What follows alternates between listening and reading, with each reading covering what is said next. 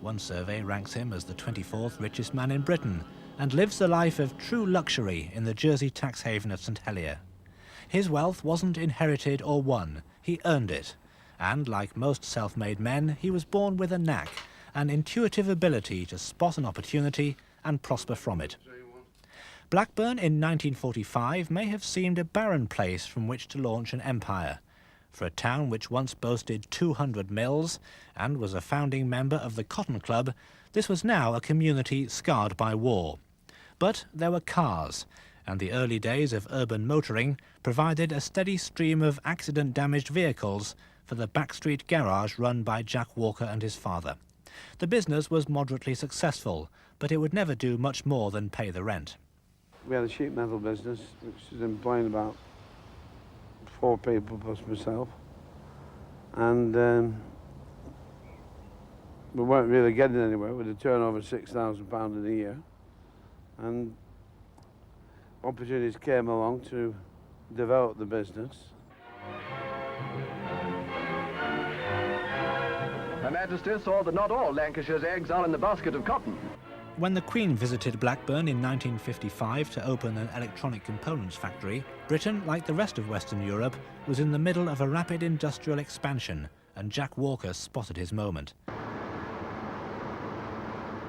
There was a scarcity of steel to build the modern new plants. With his brother, Fred, he set up a stockholding company, and the formula was devastatingly simple. Buy the steel, hold it till the price goes up, sell it and charge a commission.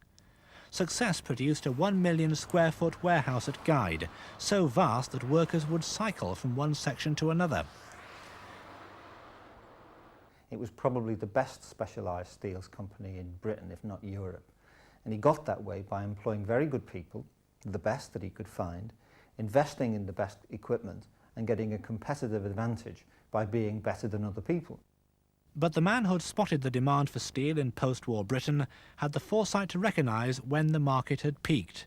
In 1989, just before steel production slumped, Jack Walker struck a £330 million deal with British Steel, the biggest private company sale in Britain.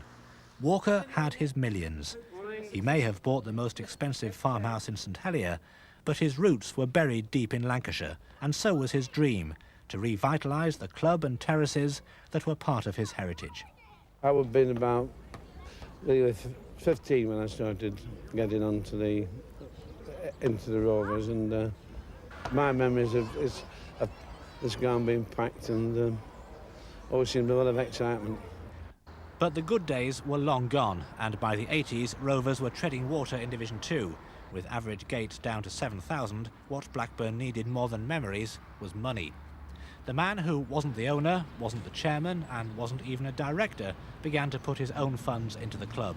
Slowly at first, just enough to attract some headline players, like Ozzy Ardiles, the star of Argentina's 1978 World Cup winning team, and Steve Archibald, lured away from Barcelona to make 20 appearances for Rovers.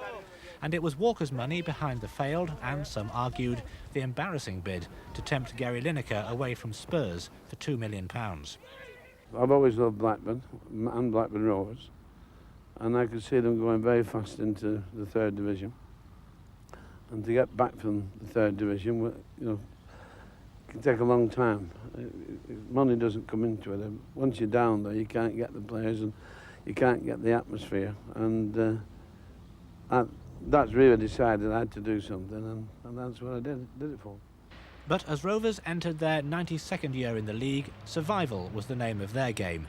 They missed the drop into the obscurity of the 3rd Division by just 4 points, and the new season held little promise of a change in fortune. Walker and his money were failing to buy success, and the decaying ground stood only as a monument to an era when the world was a different